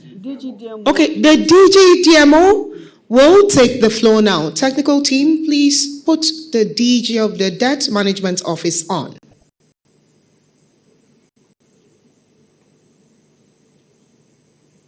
Good morning, the Honorable Minister. I think I listened to some of the questions, so let me speak directly as you advised to the question by Mr. Udo. I think, in part, the Minister has addressed it by saying the public debt data is published quarterly, and we usually even, follow that up with some explanatory notes so that observers and interested parties like you can understand the trend and what is happening. Specifically, the question, the case of what will the debt stock be by May 2023, technically. So I think Nigeria is one of those countries that is very transparent in the management of its public debt. So as you said yourself, there's already 44 trillion as at September. We don't expect the figure to be significantly different by December, not significantly different because we had done most of the domestic borrowing in September, so it won't be significantly different. But let me quickly add, for the sake of everybody who is listening, that really the public debt is an aggregation of the federal government's debt, that of the 36 state governments, as well as the Federal Capital Territory. So all of those, when aggregated, would result in a higher level, certainly, than September. Secondly, there were lots of discussions about the ways and means, and in addition to the cost savings, significant cost savings in debt service, which will be derived by securitizing it. There's the element of transparency in the sense that this is now going to be reported in the public debt stock once the approval from the National Assembly is released. So the public has full data on all the debt outstanding. So technically, if that is approved sometime this year, hopefully early this year by the National Assembly, it means you'll be seeing that figure included in the public debt. So you're already at a figure of about 77 trillion naira just by adding that. But like I said, it does serve two major purposes: debt transparency and then the reduction in the public debt stock. So if you add the new borrowing, again, the budget is for the full year. So it's not like the entire new borrowing in the budget will be raised before the end of this administration. Certainly some part of that will be done, give or take, say, depending on market conditions, 5 trillion. So we're looking anywhere at about 72 trillion about June. Again, for the new borrowing, this depends on market conditions. The other element of the debt stock we have tried to highlight, which we will do again, we've done that in all our press briefings, is to say the debt stock is also growing from the issuance of promissory notes, which are not new borrowings as such by the government, but arrears, some of them inherited. So we just want some balance when we're reporting the reasons for the growth in the debt stock. So we expect that between now and June, some new promissory notes will be issued. So I think it is safe to say that you'll be looking at 70 trillion or thereabout, how much new borrowing we can raise. In concluding, I think one of the things we should not stop saying is that while the debt is growing and there's new borrowing, debt is being managed under a public debt management strategy, which is a public document, while on the other side, extremely important, revenue is receiving significant attention. Like Dioma always says, you can't talk about debt only without talking about revenue. We need the two to work together for the debt service ratio to come down. Thank you. A round of applause for the DG of the Debt Management Office, please. Also online, we have our Honorable Minister of Water Resources, Alhaji Suleiman Adamu. Please, a round of applause for him. Honorable Minister, ma'am, we have some questions from our online participants. This one is coming from Chris Azor. The question is, what are the monitoring and evaluation mechanisms embedded in the budget, and what resource provisions are put in place for transparency, accountability, and integrity for implementation?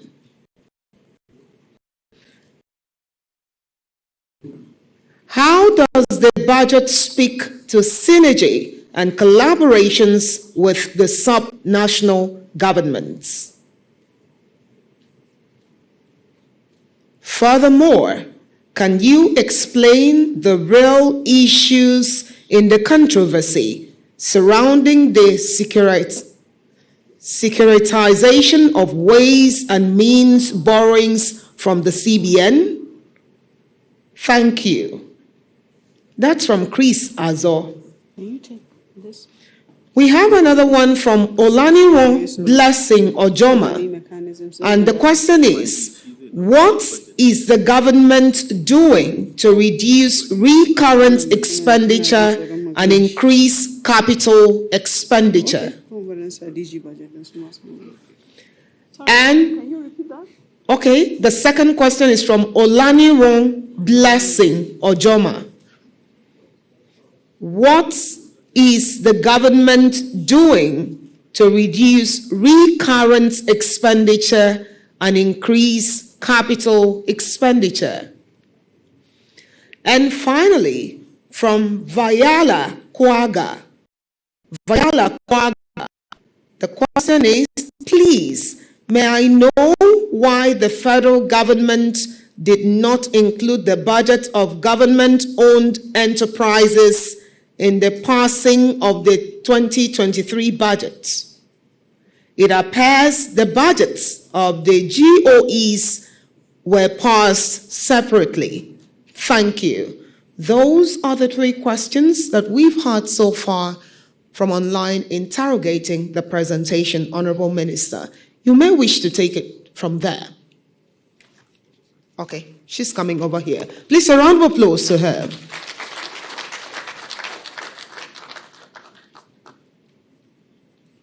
Well, thank you very much to the online audience. I'll take the last question from Viola on why the GOE's budget is not included. The government-owned enterprises budget, 63 of them, were submitted along with the federal budget to the National Assembly. But the nature of the way the National Assembly works is they first of all work on the federal budget, and then they now work on the individual GOE's budget. But the process is still the remit to the president, and it now goes to the agencies as they work on them. So the GOE's budget is integrated in the fiscal frameworks, that is their revenue and expenditure. We have also interrogated their budget before putting them together and submitting them to national budget. Earlier on in my presentation, I did say that 63 GOE's budgets were part of what was submitted by His Excellency the President to the National Assembly. I want to ask DG Budget to speak to what we're doing in terms of monitoring and of the budget, and also what we have put in place in terms of enhanced transparency and accountability and citizens' participation. And the PAMSEC Finance to speak about the synergy that we have with the subnational governments. I believe the question raised on ways and means have been addressed by myself earlier on, and also the steps to reduce recurrent and capital expenditure increase also will be addressed by the DG budget. Thank you.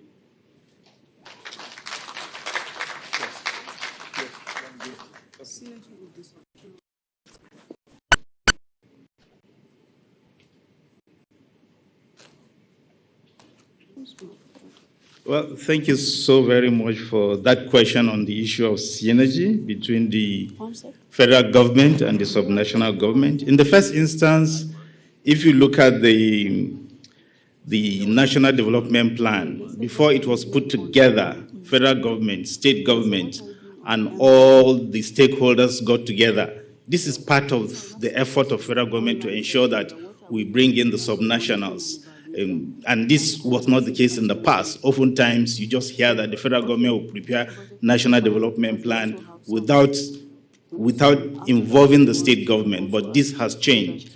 With respect to our regular interaction with the state government, you are aware that every month we have the Federation Account Allocation Committee meeting, whereby the money accruing to the pool, that is the Federation Account pool, is set up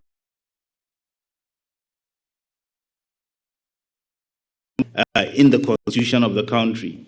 So this is the essential tools that we use. And each time we have the National Council for Economic Development, we invite all the state governments. They are part and parcel of this, and as you know, this feeds into our National Development Plan and any fiscal policy issues that we want to issue at the national level. So these are the different layers of interaction that we have in order to ensure synergy overall. Thank you.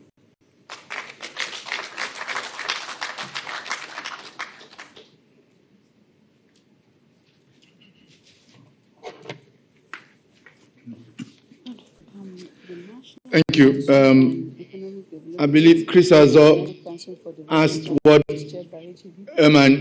monitoring and evaluation resources are included in the budget. Well, the way the budget works currently is that individual MDAs make their own provisions for their M&E expenditure.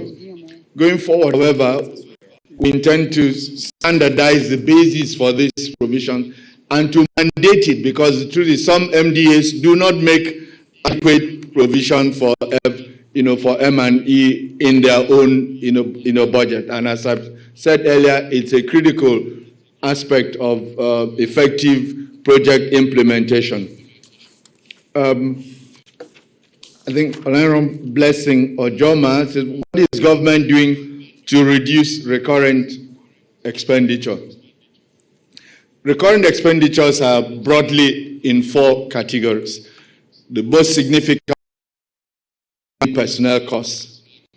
The truth is currently there's not much that we can do to bring down the personnel cost, because even though it will seem, when you mention the absolute number, 5.2 trillion naira for personnel costs for 2023, it will sound like a really big number. But if you consider that this covers all of the about 1.5 million federal government employees across all sectors, including the security and defense agencies, if you actually divide that amount by this aggregate number of employees, you will get an amount that works out to 200 and something thousand naira per month average. So while in aggregate it looks like such a humongous amount, in fact, the other also, and this is an argument I've made, Valley. People say the federal government workforce is over bloated, and I say not really in aggregate.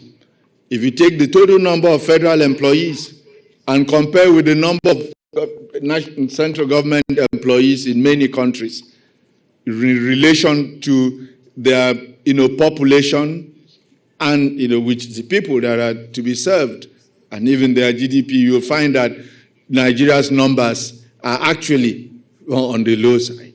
However, it is true that in some areas we seem to have more people than we need, and in some other areas we have less people than we need. For instance, our police, approximately 300,000, some people argue that we need at least double that number. So and that's the sort of rebalancing that the, Office of the Head of Civil Service of the Federation, working with ourselves, is trying to accomplish, rather than, so the hope for a significant cut in overall expenditure on personnel is not one that really is founded on solid at this point in time. Overhead costs, the overhead budget for government is actually very tight for most of the agencies. And so again, there's not much room, given also the inflationary impact. We have debt service with the interest payments, another significant. There isn't much room for anything to cut there, other than the strenuous effort in its debt management strategy that the DMO makes to try and shift our debt to lower cost debt and try and keep that as low as possible. And then we have what we call service-wide, provisions, whether it's for military or other security operations and other, debt for, payment of, insurance policies and all of those. Those again. So the bottom line really is we have actually been managing our recurrent budget as tightly as we can. And what we have in our recurrent budget is largely non-discretionary, and we do not have much room to cut. And that's why we keep submitting that the real solution is in growing our revenues, so we have a greater capacity to, to spend. It is because our revenues are so low that it looks like our expenditures are high. If you look at our expenditures, the total government expenditure for Nigeria, the public expenditure ratio to the GDP, is the lowest even on the continent. So it's not that government is spending too much money. It's actually that we are not spending enough money. And that's why critical, services like social services and are, perhaps not at the level that they ought to be. But at the same time, in all of this, we're pressing hard to keep, capital expenditures as high as we can. And when you aggregate all of the capital expenditures for 2023, in the 2023 budget, again, it comes to over 6 trillion naira. Then, enhance transparency and accountability.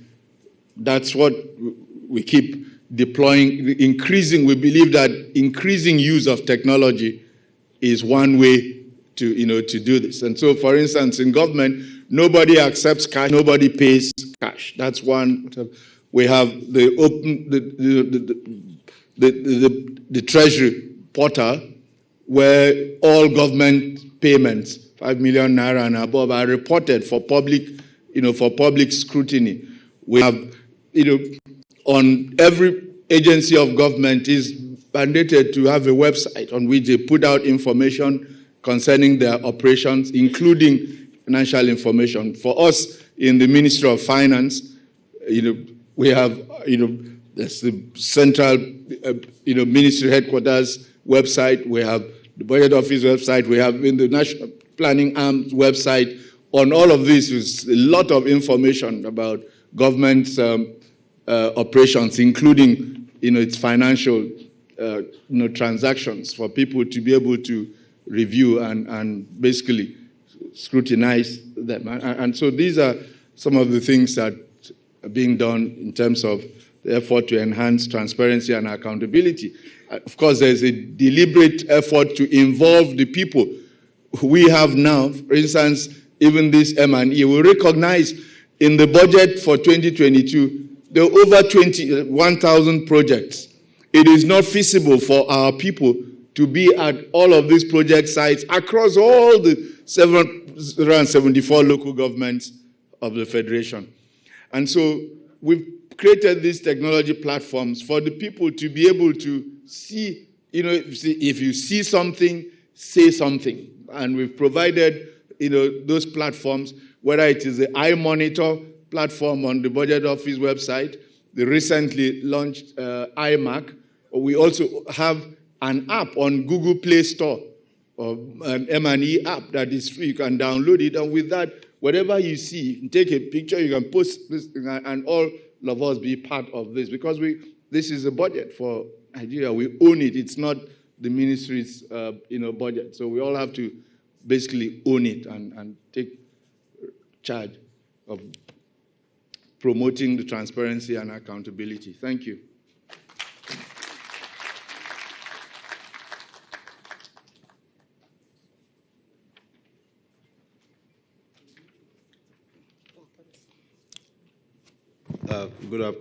Good day, distinguished participants. I just want to elaborate more on the area of monitoring and evaluation, and also on synergy with the states, the subnationals. It is done through so many layers and thematic areas. On page 42 of the slide presented by the Honorable Minister, there are 3 online portals where any citizen can access what the ministry is doing. The third one is iMac. This iMac, let me speak more on it. It was launched last month by Mr. President during the Federal Executive Council, and is domiciled in the National Monitoring and Evaluation Department in the planning arm of the Federal Ministry of Finance, Budget, and National Planning. And why do we call it iMac? Any citizen can see a project location online with geo-coordinates and reference it. Compare if in whichever community you are, you can identify these projects, whether it is as reported, you can give feedback through the website. Also,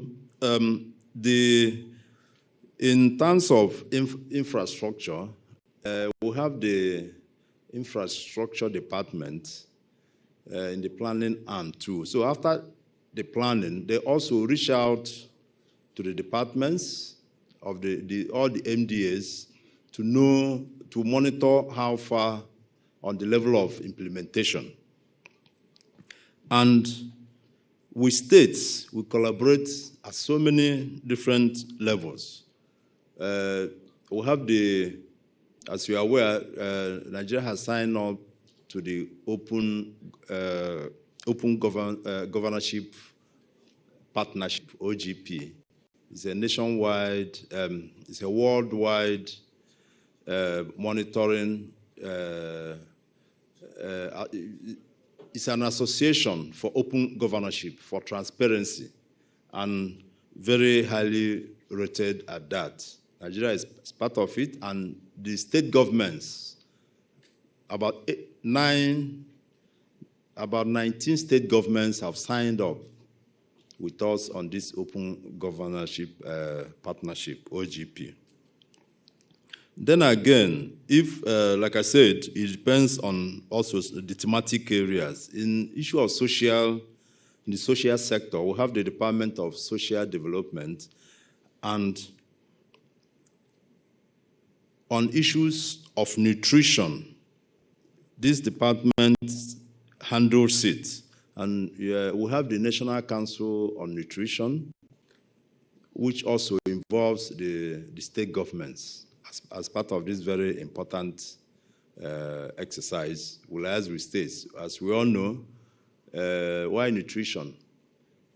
A healthy populace is a wealthy populace. You can't, to achieve our targets, our aims, development agenda and aims, we need a very healthy populace. And then again, through the National Economic Council, headed by the Vice President, and also anchored in the in the planning arm of the ministry, we regularly meet with all the state governors on issues of monitoring, development, assessment of results also come up, and solving problems. Like recently, there was flood devastation that affected a number of states, and a subcommittee of the NEC was set to look into it.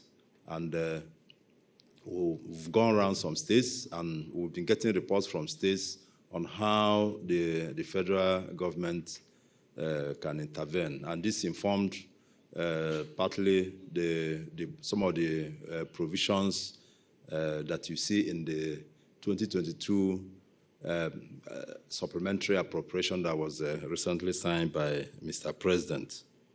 So this monitoring, evaluation, this synergy, it has different layers, and we're working very, very closely with the states. And even the commissioners of planning, we have what we call committee of practice, where all the commissioners of planning and budget in the states, where we meet regularly to also look at the developmental issues. Thank you.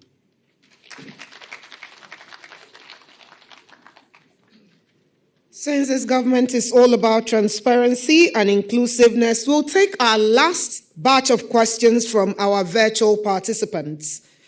This one is coming from Abiodun Shorunke, and it says, kindly send full slides and videos to us. Thanks. It is on the website of the Federal Ministry of Finance, Budget and National Planning. It's an interactive website, Abiodun, so please step in there and then glean everything you need. The second one is coming from Olugbenga Olufemi Oyenuga. It says, good day all. My own concern is that what will be impacts of this budget on the new administration that will come in May 2023. We have another one from Chris Paul Otaigbe of the NABN TV based in the United States of America. The question reads, we have a deficit of over 11 trillion naira. Meanwhile, the ongoing controversy surrounding the stamp duty trillions has blown open that revenue window. To cut to the chase, with the stamp duty discovery, is the ministry looking in this direction to fund the deficit? If not, why? And if so, what are the plans? That's from Chris Paul Otaigbe of NABN TV, based in the US.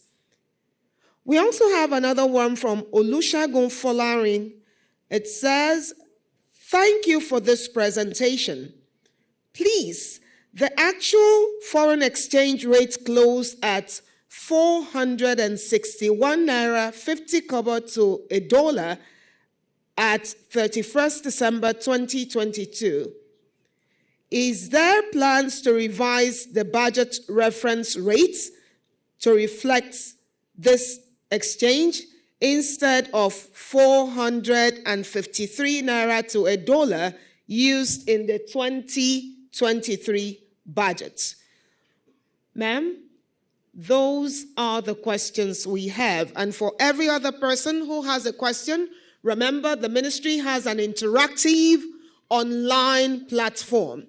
Drop your questions there and responses will come. The podium, please.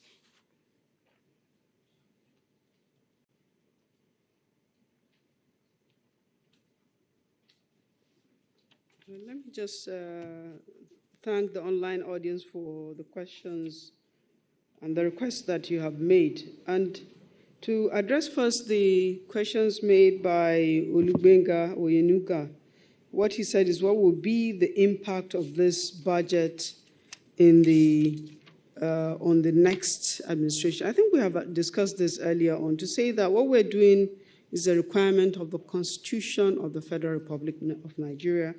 The Constitution requires that the administration should prepare an annual appropriation act. It does not stop from the next administration coming to say we will review this budget, and in doing that, they will have to go back to the National Assembly to amend the budget. But we have designed this budget to make things seamless, make transition seamless and easy for the next administration.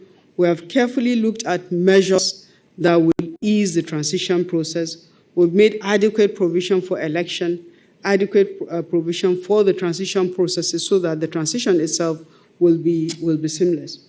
On the issue of the deficit that is in the budget at 10.8 trillion, this stamp duty that is subject of discourse is still a subject of various levels of investigation. There is an investigation that is being carried out by a committee.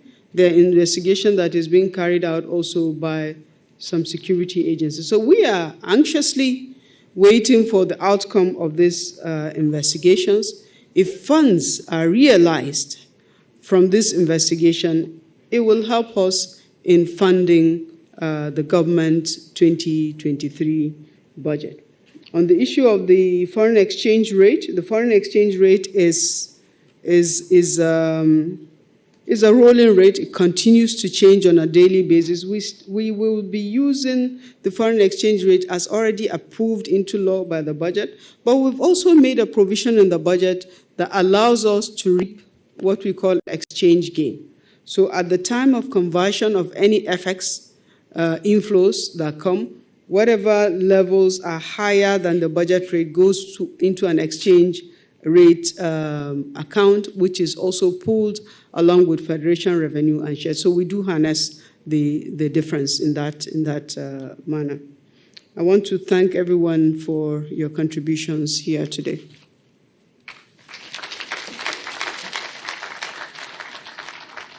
And I believe she has withstood the litmus test of interrogation. Please give her a better round of applause. For every good event that has a grand beginning must have a closing that has gratitude in it. For gratitude always elevates altitude. Please join me welcome the Permanent Secretary, Ministry of Finance, Malam Aliu Ahmed to step forward with the words of gratitude for all of us online and on site who have participated in today's event. Please, a round of, okay? All right, we might be reshuffling decks or, okay, we're not. Okay. It shall be a combined, okay, so it will be combined honors, but he goes first. A round of applause for him.